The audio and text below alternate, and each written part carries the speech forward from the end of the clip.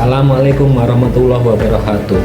Saya Bobi Fajar Ainurizal dari bagian sumber daya manusia. Pada kesempatan kali ini saya akan memberikan lesson learned webinar sadari yang berjudul Membangun Budaya Resiko sebagai Pilar Kinerja dan Tata Kelola PTPN 1. Keynote speech yang disampaikan oleh Bapak Seger Budiarjo selaku Komisaris Utama PTPN 1 sekaligus membuka acara webinar kali ini tentang budaya resiko berbasis model kepemimpinan Samber Nyowo, menang di tengah disrupsi dengan kejernihan pikiran dan keteguhan jiwa.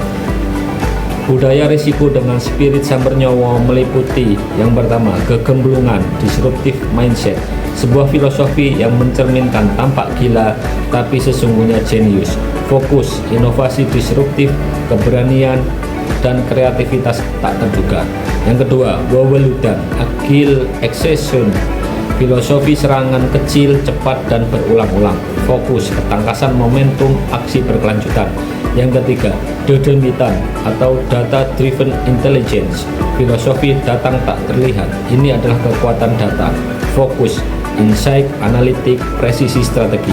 Yang keempat, licin dan bersiasat, adaptif diplomasi, filosofi lentur seperti air tapi tajam seperti baja, fokus, kolaborasi, fleksibilitas, negosiasi strategis. Yang kelima, menyerang dalam kegelapan, timing mastery, filosofi menyerang tepat saat musuh lengah, fokus, timing, strategi, momentum, ketajaman instinktif.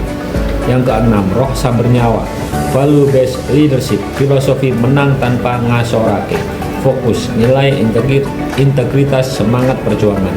Inti pesan dari Samber Nyowo leadership yaitu menang di tengah kekacauan, disrupsi dengan kejernihan pikiran dan keteguhan jiwa. Memimpin di era disrupsi harus secepat dedemitan, secerdik Samber Nyowo, dan seteguh semangat perjuangannya.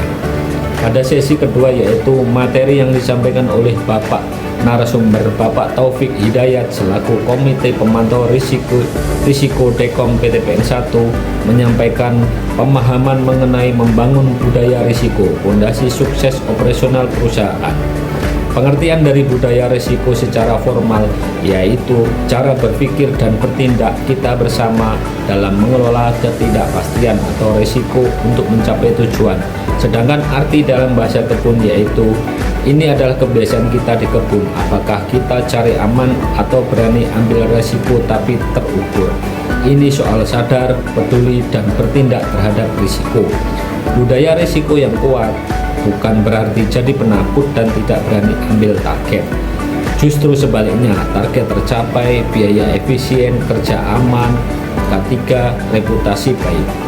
Unsur-unsur budaya risiko meliputi komitmen pimpinan, tone from the top, tanggung jawab yang jelas, siapa bertanggung jawab untuk apa, adanya komunikasi dan kesadaran. Peran kita masing-masing sesuai tanggung jawab di perusahaan. Laporkan setiap ada masalah sesuai dengan peran kita. Poin pentingnya adalah jangan diam. Risiko terbesarnya adalah ketika kita tahu ada masalah tapi kita diam. Budaya menutupi masalah adalah musuh utama manajemen risiko.